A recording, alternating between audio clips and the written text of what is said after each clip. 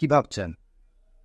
হয়তো এই গরমে আমার মতনই ভাবছেন যে একটু যদি এসির হাওয়া খেতে পারতাম তাহলে অনেকটা ভালো লাগতো।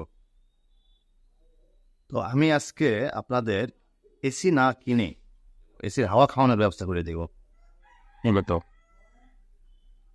তো বিগত আপনারা অনেক ভিডিওতে দেখছেন যে অনেকেই আপনাদের সাথে শেয়ার করছে একটা টেবিল ফ্যান বা একটা ফ্যানের মাধ্যমে আহ, যে বোতল কেটে সেটা আবার ফ্যানের সঙ্গে বেঁধে সেই বোতলের মাঝে ঠান্ডা পানি দিয়ে মানে ঠান্ডা হাওয়া খাওয়ার ভিডিও দেখছেন আপনারা হয়তো এর আগে। এবং সেই ঠান্ডাটা দীর্ঘ সময় কিন্তু থাকে না, 15-20 মিনিট, আধা ঘন্টা আমি দেখেছি, এটা এর বেশি থাকে না। কিন্তু আজকে আমি আপনাদের যে ভিডিওটা শেয়ার করব, মানে যে এক্সপিরিয়েন্সটা শেয়ার করব, সেটা আমি আমার বাড়িতে অ্যাপ্লাই করি আমি গরমের জন্য।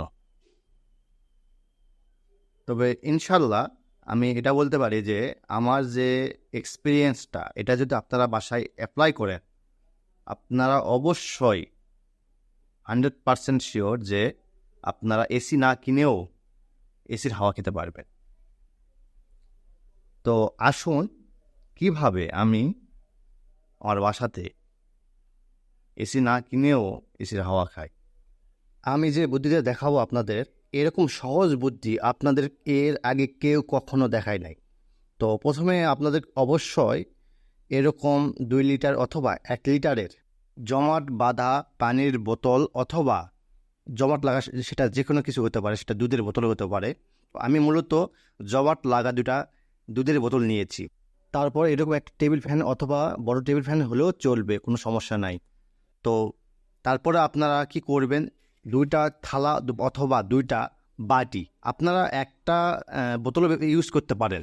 যদি আপনারা একটা বোতল থাকে সেক্ষেত্রে আপনারা একটা বোতলও ইউজ করতে পারেন, তবে 2টা বোতল ব্যবহার করলে আপনাদের ঠান্ডার পরিমাণটা অবশ্যই বেশি পাবেন।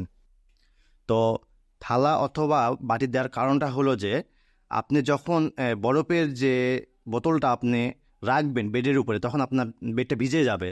তো মূলত আমি থালা বা বাটি দেওয়ার মূল কারণটা হলো যে যখন বোতল থেকে পানিটা যেটা ঝরবে সেটা যেন থালা বা বাটিতে যেন পড়ে। তো তারপর দেখেন, এসি না কিনে এবং কোনো ঝামেলা ছাড়া আপনি 4 থেকে 5 ঘন্টা অনায়াসে আপনি ঠান্ডা হাওয়া খেতে পারবেন। তো ভিডিওটা যদি ভালো লেগে থাকে তাহলে অবশ্যই লাইক অ্যান্ড সাবস্ক্রাইব করবেন এবং শেয়ার করবেন অবশ্যই। ধন্যবাদ।